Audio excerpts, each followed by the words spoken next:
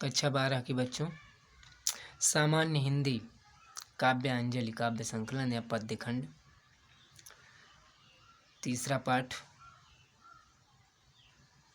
जो है सुमित्रानंदन पंत, शीर्षक नाव का विहार। इसके पहले आपने जो है 2 पद, पहला और दूसरा पद पढ़ा था। अब आज हम तीसरा पद पढ़ेंगे, तो देखेंगे। नौका से उठती जल हिलोर, हिल पड़ते नभ के ओर छोर। विस्फारित नयनों से निश्चल, कुछ खोज रहे जल तारक दल। ज्योतित कर नभ का अंतस्थल, जिनके लघु दीपों को चंचल अंचल की ओट किए अविरल।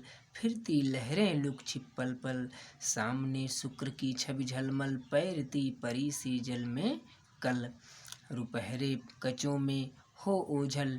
लहरों के घूंघट से झुक-झुक, दसवीं का सस निज तिर्यक मुख। दिखलाता मुग्धा सा रुक रुक। देखेंगे, शब्दार्थ देख लिया जाए। हिलोर, हिलोर से तात्पर्य लहरें। नभ के ओर छोर, आप जानते हैं जब जल हिलेगा तो जल में पड़ने वाला जो भी प्रतिबिंब पड़ेगा वह प्रतिबिंब क्या हो जाएगा, हिलने लगेगा। तो ये जल में नौका के चलने के कारण जो है, जल में नौका चल रही और नौका के चलने से जल में लहरें उठ रही, जिसके कारण नभ के ओर छोर, जिसके कारण आकाश के प्रतिबिंब, आकाश का जो प्रतिबिंब है उस आकाश के प्रतिबिंब का हर किनारा हिलने लगा। विस्फारित नयन, विस्फारित नयन का मतलब होता है भली तरह से, यानी आँखों को फाड़ कर। निश्चल माने शांत भाव से। कुछ खोज रहे चल, चल माने चंचल। तारक दल माने ताराओं के या तारों का समूह। ज्योतित माने प्रकाश करके, आलोकित करके या प्रकाशित कर। नभ का, नभ माने नभ का। अंतस्थल माने भीतरी भाग। जिनके लघु दीपों को, लघु माने छोटे छोटे, दीप माने दीपक, दीप माने दीपक को। चंचल माने चंचल, यानी उन तारे रूपी छोटे दीपों को। आंचल माने आंचल की, ओट माने आड़ में, पर्दे के पीछे जिसे कहा जा सकता है। किए अविरल, अविरल माने निरंतर, माने गहन सघन से तात्पर्य। फिरती लहरें लुक छिप पल पल, लुक छिप माने लुका छिपी करना, कभी दिखाई देना तो कभी छिप जाना। पल पल माने हर क्षण। सामने शुक्र तारा है उसी की। छवि माने छवि, झलमल माने चमकता हुआ। पैरती माने तैरती, परी सी, परी के समान। जल में कल, कल माने कल कल से तात्पर्य है जो है क्षण या पल से तात्पर्य। रुपहरे, रुपहरे से तात्पर्य होता है जो है क्या उसे कह सकते हैं हम, जैसे सुंदर से तात्पर्य। रुपहले यानी सुंदर से तात्पर्य लगा सकते हैं, यानी चांदी जैसा। रुपहरे माने चांदी जैसा।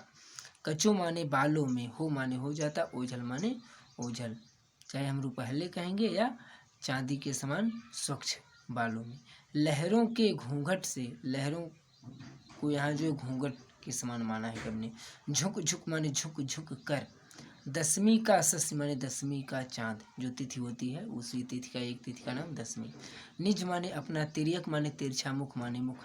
दिखलाता माने दिखा रहा है, मुग्धा सा मुग्ध होकर के। रुक रुक माने रुक रुक कर। इसमें जो है प्रस्तुत पंक्ति में जो है गंगा में नौका विहार के समय गंगा के मनमोहक सौंदर्य का वर्णन करते हुए जो है सुमित्रानंदन पंत जी कहते हैं। देखिए क्या कहते हैं। नौका से उठती जल हिलोर, हिल पड़ते नभ के ओर छोर। सुमित्रानंदन पंत जी कहते हैं कि जब गंगा में नौकाएं चलती हैं, गंगा में जब नौका चलती है तो उससे उठने वाली लहरों के कारण, गंगा में जब नौका चलती है तो उन नौकाओं के चलने के कारण, उससे उठने वाली लहरों के कारण गंगा में प्रतिबिंबित होता हुआ, गंगा में पड़ते हुए आकाश की जो परछाई है, प्रतिबिंब है, वो हिल उठता है। विस्फारित नयनों से निश्चल, कुछ खोज रहे जल तारक दल। निश्चल, निश्चल माने शांत। पंत जी कहते हैं कि गंगा का जल जब शांत हो जाता है, गंगा का जल शांत होने पर उसमें प्रतिबिंबित होते हुए, दिखाई देते हुए तारों की परछाई गंगा का जल जब शांत हो जाता है, गंगा का जल शांत होने पर उसमें प्रतिबिंबित तारों की परछाई, तारों का प्रतिबिंब ऐसा प्रतीत हो रहा है मानो तारे, मानो तारक दल माने तारों के समूह या तारे जल के अंदर, जल के अंदर या जल के आंतरिक भाग को ज्योतित कर, ज्योतित कर माने प्रकाशित कर, जल के आंतरिक भाग को प्रकाशित कर या आलोकित करके उसमें अपनी आँखों को फाड़ कर कुछ खोज रहे हों। और जिनके लघुद्वीपों की चंचल आंचल की ओट किए अविरल फिरती लहरें लुक छिप पल पल। पंत जी कहते हैं कि इन तारों रूपी छोटे छोटे दीपकों को, छोटे छोटे दीपों को, इन तारे रूपी छोटे छोटे दीपों को गंगा की चंचल लहरें, गंगा की चंचल लहरें इधर उधर छिपती हुई ऐसे प्रतीत हो रही हैं। पंत जी कहते हैं इन तारों रूपी छोटे दीपों को छुपाए हुए गंगा की चंचल लहरें, इन तारे रूपी दीपों को छुपाए हुए गंगा की चंचल लहरें इधर उधर छिपती हुई ऐसे प्रतीत हो रही हैं।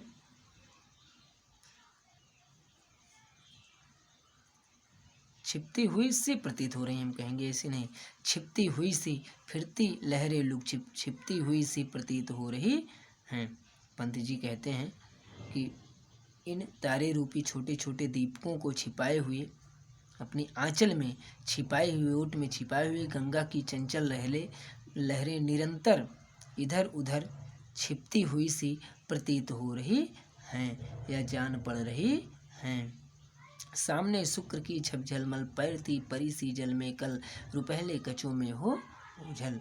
पंत जी कहते हैं कि सामने शुक्र तारा झिलमिला रहा है, चमक रहा है, सामने शुक्र तारा चमक रहा है और उसकी शोभा जल में प्रतिबिंबित होती हुई परी की तरह से, उसकी शोभा, उसकी छवि जल में प्रतिबिंबित होती हुई परी की तरह से तैर रही है या परी की तरह से तैरती हुई प्रतीत हो रही है। जो रुपहले कचों में हो ओझल, जो कभी कभी अपने चांदी जैसे, जो कभी कभी अपने चांदी जैसे रुपहले बालों अर्थात गंगा की लहरों में ओझल हो जाती है, छिप जाती है, जो कभी कभी अपने रुपहले या चांदी के समान बालों अर्थात गंगा की लहरों में ओझल हो जाती है। लहरों के घूंघट से झुक झुक दसवीं का ससनिज तिरयक मुख दिखलाता मुग्धा सा रुक रुक। पंत जी कहते हैं कि अपने यौवन से अनभिज्ञ नायिका जिस प्रकार कभी अपना सुंदर मुख घूंघट में छिपा लेती है, पंत जी कहते हैं कि अपने यौवन से अनभिज्ञ जैसे कोई नायिका अपने सुंदर मुख को कभी घूंघट में छिपा लेती है तो कभी घूंघट को खोल देती है, उसी प्रकार से गंगा में प्रतिबिंबित होता हुआ दसवीं का चंद्र कभी अपना तिरछा मुख दिखाता है तो कभी अपना तिर्यक मुख कभी अपना चंचल मुख दिखा देता है और कभी लहरों के घूंघट में छिप और कभी लहरों की चंचलता के कारण या लहरों में छुप जाता है। अब हम इसमें जो है काव्य सौंदर्य के तत्व देखेंगे। भाषा आप जानते हैं संस्कृत निष्ठ या शुद्ध साहित्यिक खड़ी बोली, रूपक उपमा और मानवीकरण अलंकार है।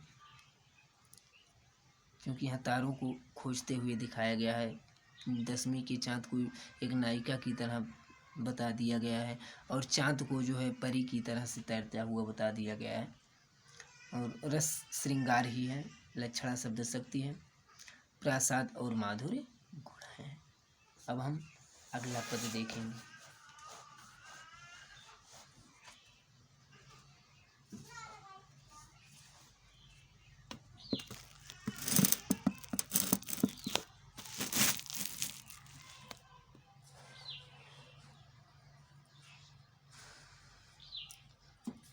जब पहुँची चपला बीच धार।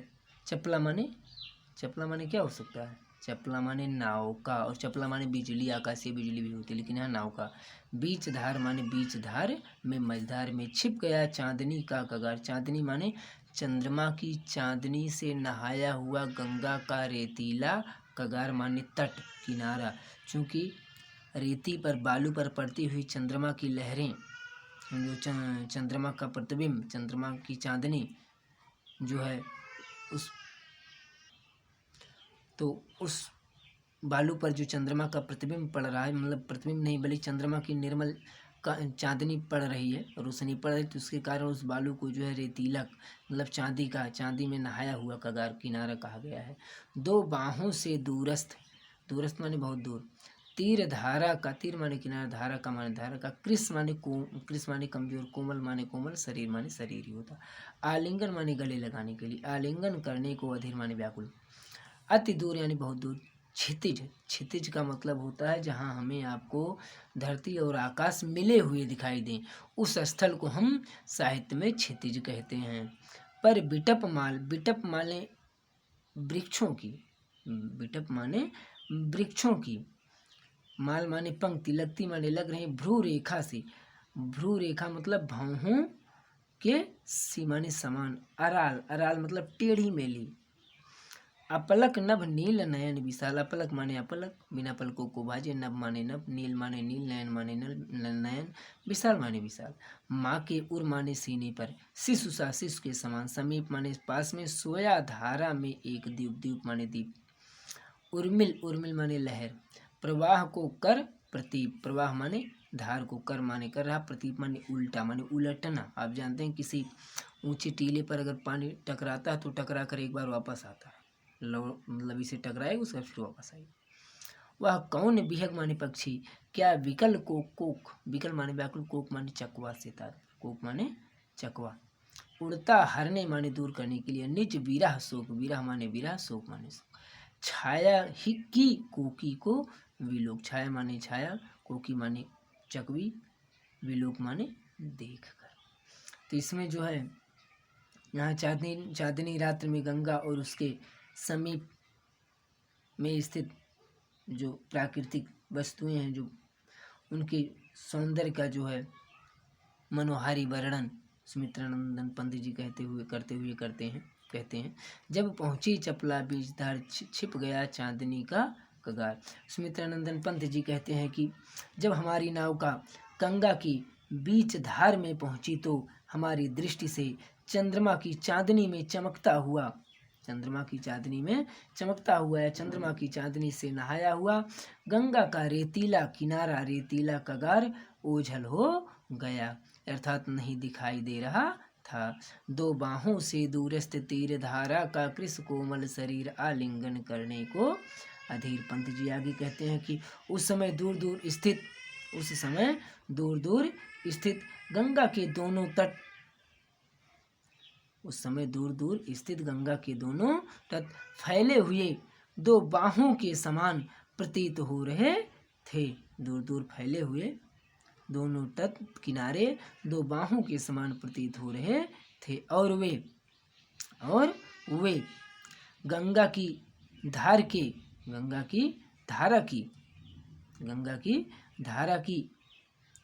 के क्षीणकाय कोमल शरीर, कृष मतलब दुबला पतला, कोमल शरीर, तो वे यानी दोनों किनारे जो बाहों के समान प्रतीत हो रहे थे, वे दोनों किनारे गंगा की धार के कमजोर या क्षीणकाय तथा कोमल शरीर वाली नारी से आलिंगन करने के लिए, गले मिलने के लिए बहुत व्याकुल हो रहे थे। अर्थात जो है गंगा के जो दोनों तट हैं, गर्मी के कारण जो है गंगा पतली धारा में होकर प्रवाहित हो रही है, तो वो दोनों तट ऐसे प्रतीत हो रहे थे मानो वो दो भुजाएं हों, और वो दोनों भुजाएं पतली धारा वाली गंगा रूपी नायिका का आलिंगन करने के लिए व्याकुल हो रहे हों।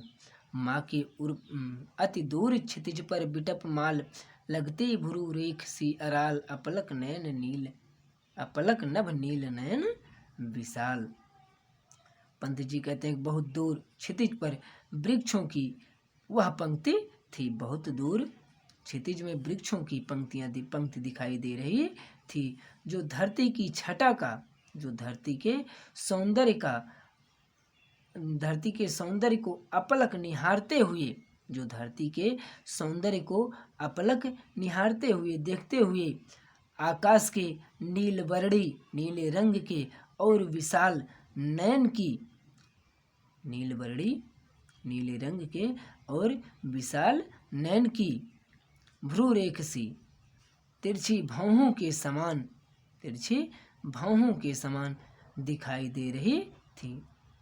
अरल मन टेढ़ी, तिरछी भौहों के समान दिखाई दे रही थी। देखिए फिर से पंत जी कहते हैं बहुत दूर क्षितिज में वृक्षों की पंक्तियां दिखाई दे रही थी। वे पंक्तियां धरती की छटा को अपलक निहारते हुए, अपलक दृष्टि से निहारते हुए आकाश के नीलवर्णी और विशाल नेत्रों के तिरछी भौहों के समान दिखाई दे रही थी। अर्थात तो जो वृक्षों की पंक्तियां वो टेढ़ी मेढ़ी थी और रात्रि में जो है, रात्रि में ऐसी वे लग रही थी जैसे आकाश उनके नेत्र हो, आकाश उनका नेत्र हो और वो वृक्षों की पंक्तियां उसकी क्या हो, टेढ़ी मेढ़ी भौहें हों। लहरों देखेंगे माँ के उर पर शिष्या समीप सोया, धारा में एक द्वीप उर्मिल प्रवाह को कर प्रतीप। पंत जी कहते हैं कि गंगा की धारा के पास में, गंगा की धारा के समीप में एक छोटा सा द्वीप था, जो गंगा की लहरों के प्रवाह को, जो गंगा की लहरों के प्रवाह को रोक कर उलट दे रहा था। वह छोटा सा तथा शांत द्वीप ऐसे प्रतीत हो रहा था मानो कोई छोटा बच्चा, कोई छोटा शिशु अपनी माँ की छाती से चिपक कर सोया हुआ हो, सो रहा हो। आगे वह कौन विहग क्या विकल कूक, उड़ता हरने निज विरह शोक, छाया की कोकी की विलोक। पंत जी आगे कहते हैं गंगा के ऊपर उड़ता हुआ वह विहग, कौन विहग, गंगा के ऊपर उड़ता हुआ वह पक्षी कौन है? क्या वह कोई विकल को, क्या वह कोई अपनी चकवी से बिछड़ा हुआ व्याकुल चकवा तो नहीं है? व्याकुल चकवा तो नहीं है, जो गंगा में छाया की कोकी को विलोक, जो गंगा के जल में पड़ते हुए अपने प्रतिबिंब को चकवी समझ बैठा है और उड़ता हरने निज विरह शोक, अपने गंगा में पड़ने वाले अपने ही प्रतिबिंब को देखकर उसे चकवी समझ बैठा और उससे मिलने के लिए तथा अपनी विरह वेदना को मिटाने के लिए उसके समीप उड़ा जा रहा है। अब हम इसमें जो है बच्चों काव्य सौंदर्य के तत्व देखेंगे। भाषा मैंने बताया शुद्ध साहित्यिक खड़ी बोली है, संस्कृत निष्ठ खड़ी बोली है, रूपक उपमामान विकरण और भ्रांतिमान अलंकार हांत में भ्रांतिमान है। देखेंगे यहाँ श्रृंगार रस है, लक्षणा शब्द शक्ति है, माधुर्य और प्रसाद गुण है। बच्चों अब इसके बाद अगले 2 पद जो है अगले दिन पढ़ाए जाएंगे। इसके बाद इस पाठ में हम परिवर्तन हमें पढ़ना नहीं है, हमें बापू के प्रेत पढ़ना है। लेकिन अब अगले वीडियो में अगला जो है अगले दोनों पद पढ़े जाएंगे। तब तक आप इन पदों को ध्यान से पढ़कर इसकी व्याख्या नोट कर लेंगे।